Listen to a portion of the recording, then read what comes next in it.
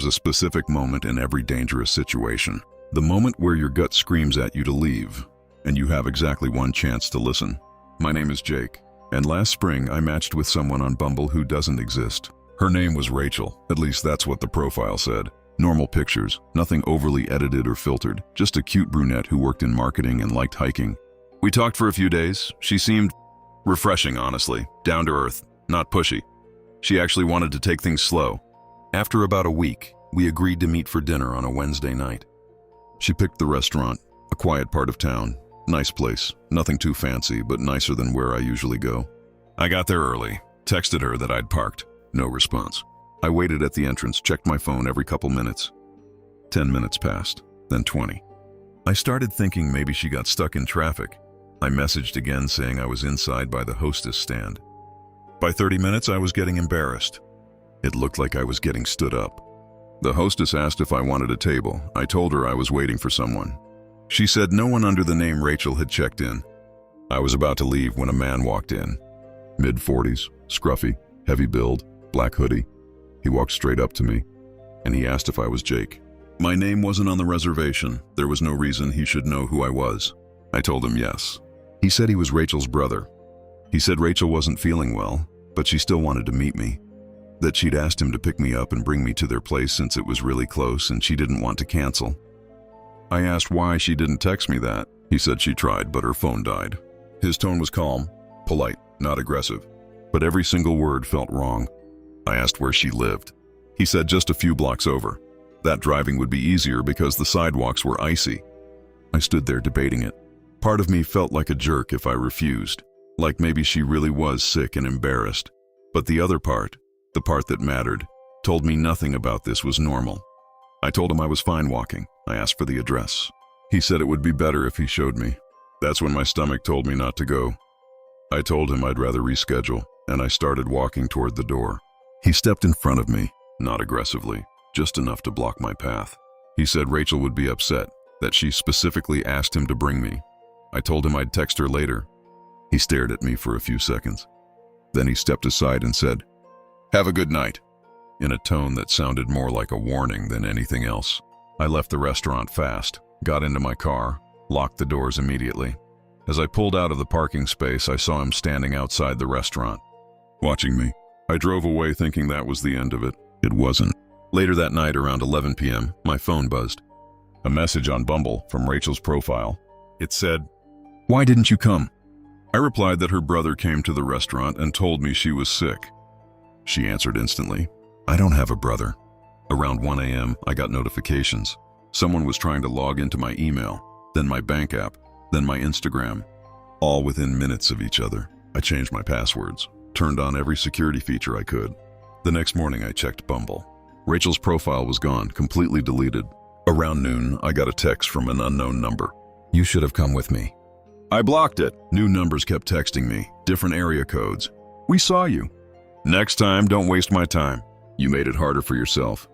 And then one message came through that used my full legal name, not the name I used on Bumble, my real name. That night, someone knocked on my apartment door. I was on the couch. I couldn't move. After a minute of silence, another knock, harder this time. I looked through the peephole. No one was there. The hallway was empty. Then I heard heavy footsteps walking down the stairs. The next day, I called the restaurant. I asked if anyone matching that guy's description had checked in or had a reservation. They said no, but one of their servers mentioned something.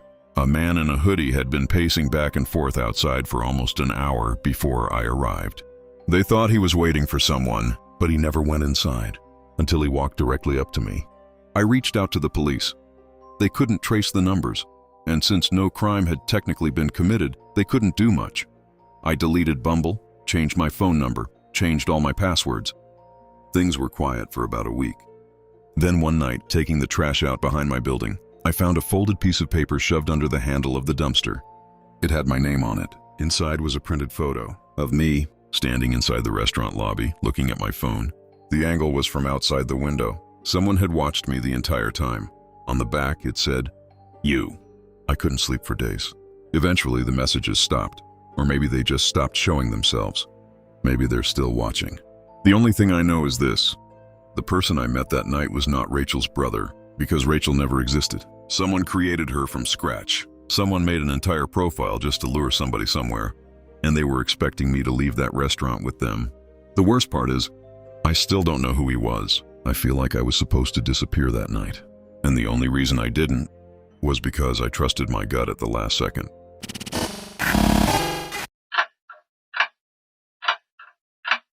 After I turned 30, I got sick of being single, so I did what everyone does now. I downloaded Hinge. After a few days, I matched with a girl named Rebecca. Her profile looked legit: photos at work, a video with friends, a concert selfie. I thought she was attractive, so I messaged her. We talked about jobs, hobbies, normal stuff. I asked her to meet at a local arcade bar that Friday. She took 4 hours to respond. At 1 a.m., she finally said yes. I didn't hear from her again for 4 days, until 30 minutes before our date. A text that just said, "On my way at our agreed-upon time." I pulled up to the bar and was immediately surprised. Friday night, 8 p.m., and the parking lot only had 2 cars. I parked right by the front entrance. Seconds after I put my car in park, I got a text from Rebecca, having car trouble, parking on the other side of the bar. The other side of the bar was nothing but dumpsters and a fence separating it from the woods. It didn't make any sense how she would even end up back there. I tried calling her. After one ring, it went to voicemail. I hung up. Immediately, another text. "Please just come around back and help with my car." Alarms were going off in my head. I sent her a text. "This doesn't feel right, I'm leaving." I put my car in reverse and started leaving the parking lot. As I was about to turn off the lot, 2 men in ski masks came running out from behind the bar, straight toward my car. I sped off all the way back to my apartment.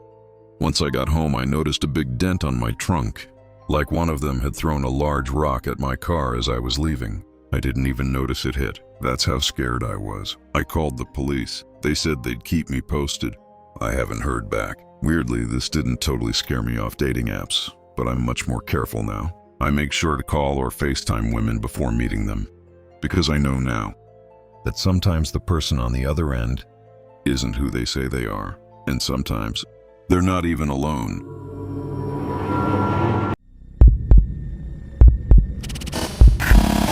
I still remember that stretch of 2024 like it was yesterday.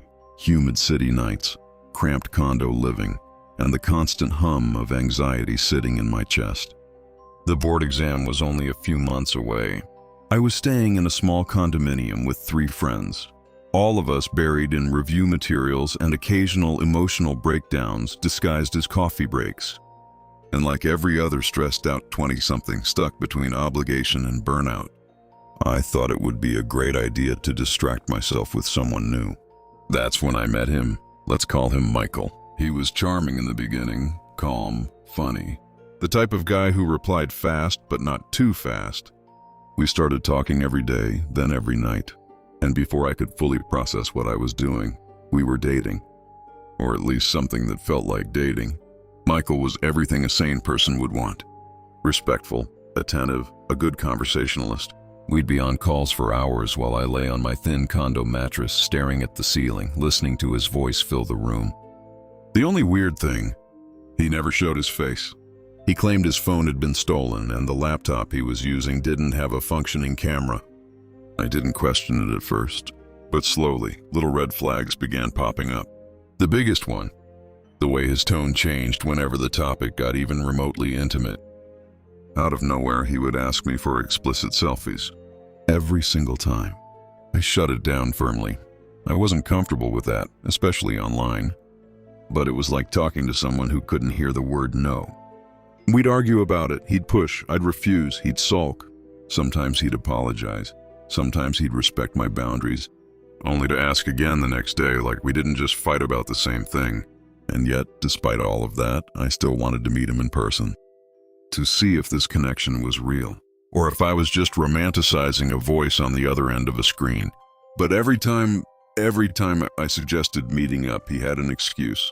He had errands, he was busy, he didn't feel well, his schedule was full. It was always soon. But soon never came. My friends had been warning me for weeks. Does he not show himself on video call at all? Not even a quick flash of his face?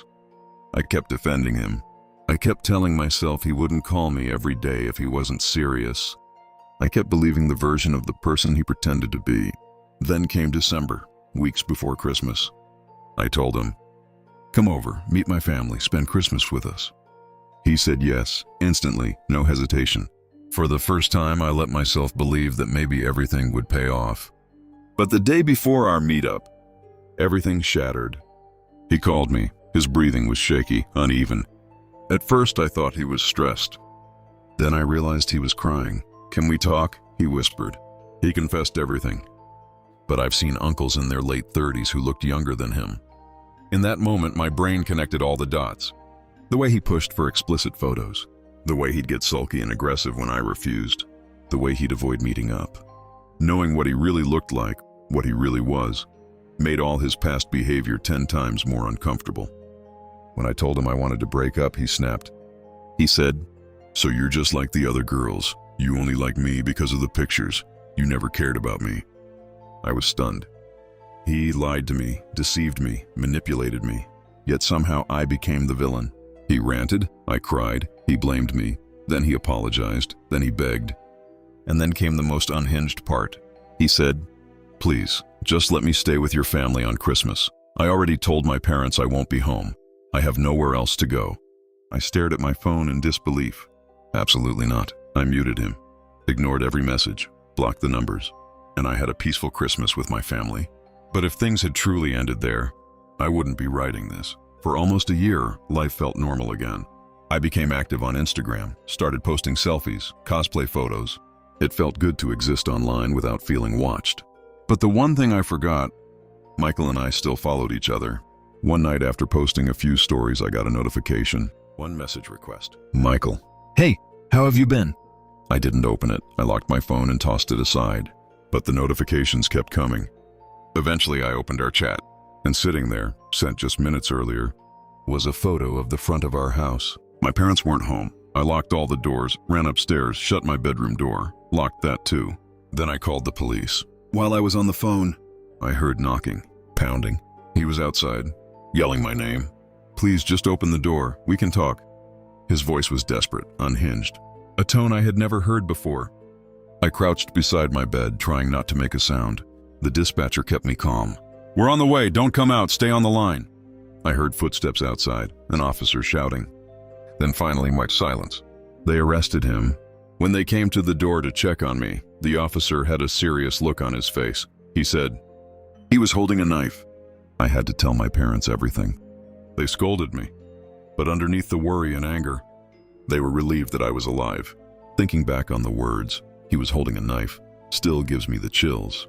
I don't know if he meant to threaten me, hurt me, or hurt himself. But none of the possibilities make me feel any better. Because they're all terrifying.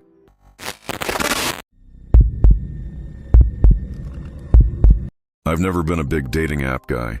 After a 4-year relationship ended, I didn't really know how to flirt anymore.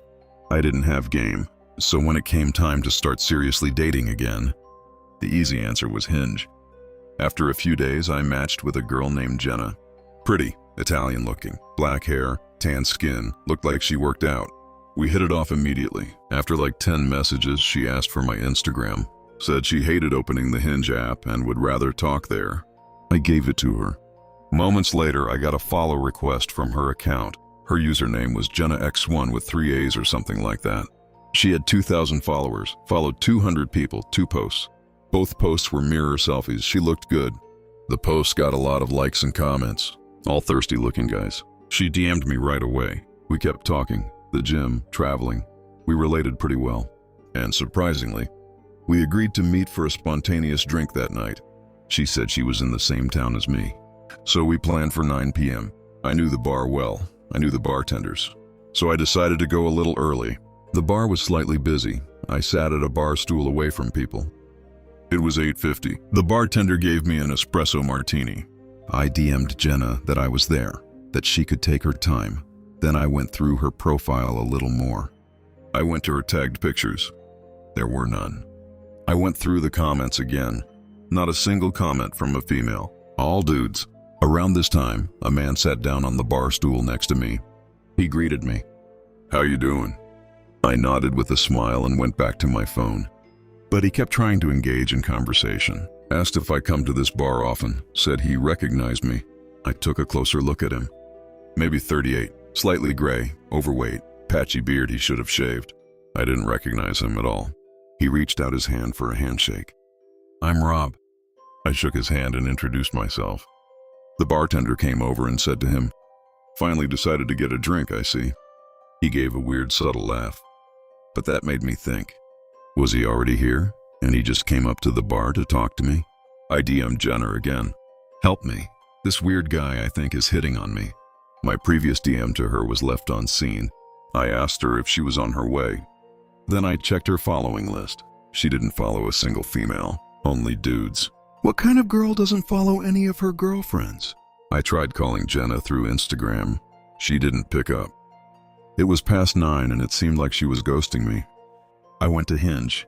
Her profile was gone. "Yep, I got catfished." I asked the bartender for the check. The Rob guy kept trying to talk to me. "Leaving already? Where are you from?" "You should stick around. The hot chicks come around this time." I was annoyed. I was being short with him. As I turned to leave, I felt a tight grip on my left wrist. I turned. The man had his hand wrapped around my wrist.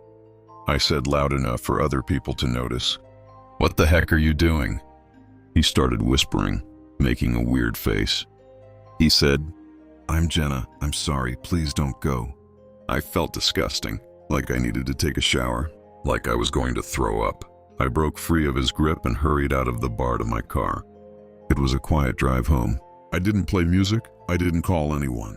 I was still taking it in. When I got home, I collapsed into bed and stared at the ceiling. I went to Instagram to block the Jenna account, but it appeared he already blocked me, or disabled the account entirely. I turned on the TV. I just tried to move on. I turned off the light, and that's when I heard it, an aggressively loud bang on my window. The blinds were closed. I couldn't see to the other side. Instead of yelling, "Who's there?" I stayed quiet, and then there was a voice, a man's voice, saying my name, "Scott," over and over again. I refused to acknowledge it, but he knew I was in there. He could see the light of the TV. He might have followed me without me realizing. He just kept saying my name. He had to have said it 10 times. Then it stopped. I stayed in my bedroom the rest of the night. The next morning I lifted the blind, and there was a note on the other side of the glass. "I'll be watching you." I didn't leave my apartment the rest of the weekend. I moved a few days later.